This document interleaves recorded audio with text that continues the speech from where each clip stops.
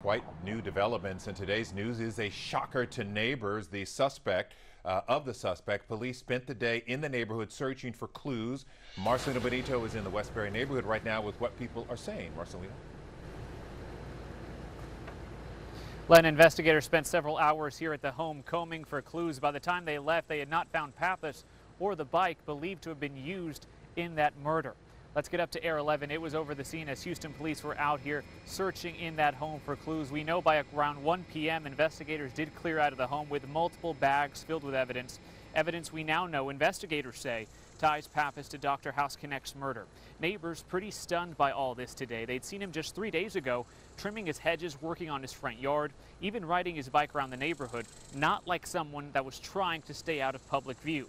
They describe him as a good, friendly neighbor. Neighbors, frankly stunned that this could all be the result of a 20-year grudge tied to his mother's death. I'm blown away that he's doing it. I mean, he's a quiet man, stuck to himself. He didn't seem to be one that was very radical in whatever he did.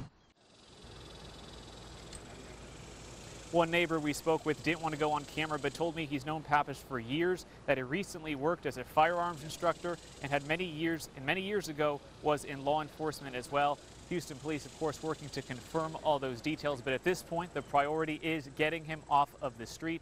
If you know where he might be, you're asked to call Houston police right away. We're live in the Westbury subdivision. I'm Marcelino Benito, KHOU 11 News.